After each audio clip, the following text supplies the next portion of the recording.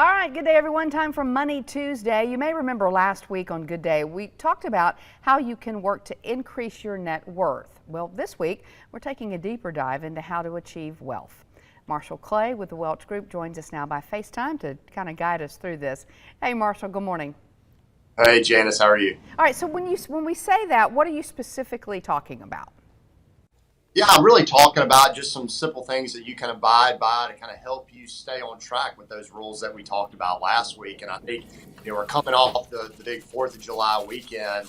And I think probably the biggest bugaboo that most people run across is they compare their position in life with other people. I was kind of on social media last night and looking at all my friends and family that were at lake houses and taking trips and on jet skis all weekend, and it's always easy for us to fall into that why not me category. And so I tell people a lot of times to avoid those unproductive comparisons. Focus on what they're trying to achieve. And I think social media is probably the biggest vulnerability there, not just in comparison or comparing with family and friends, but also the targeting aspect. I mean, these social media companies know what you like or know what your tendencies are better than most. And so staying off those mediums is pretty important. Because if you do stay off of them and don't compare yourself to others, what can you achieve by not doing that? Yeah, I mean, it allows you to kind of focus on what your goals and objectives are. And that kind of goes to my second point is, establishing those budgets and monitoring those budgets.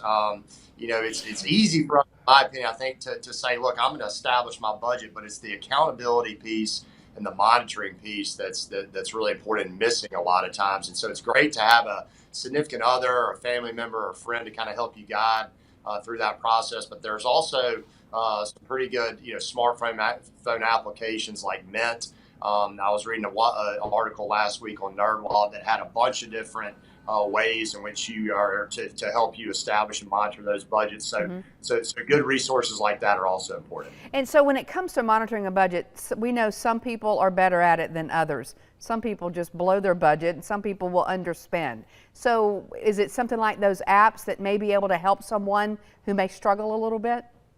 Yeah, absolutely. I mean, you can plug your financial information in there. You can plug checking account information, credit card information in these applications.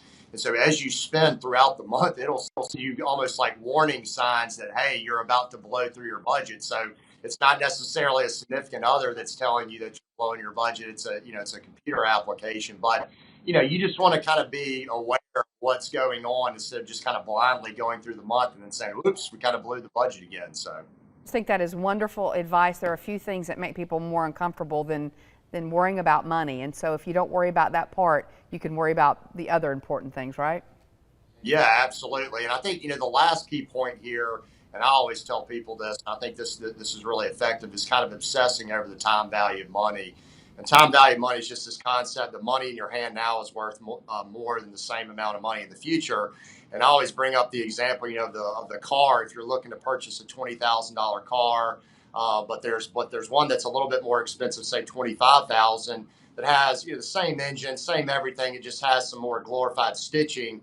Well, that $5,000 over the course of time is actually a lot more than that. So 10 years from now, that 5,000 is actually costing you 10,000. Over the course of a lifetime, it may cost you 100, 200,000. So just be aware of the things that you're purchasing and understand that it's going to cost you more in the long run than it will in the short term. All right, great advice, Marshall Clay. Thank you, Marshall, so much. All right. Thank you, Janice. Have a great week. All right, you as well. All right, still to come.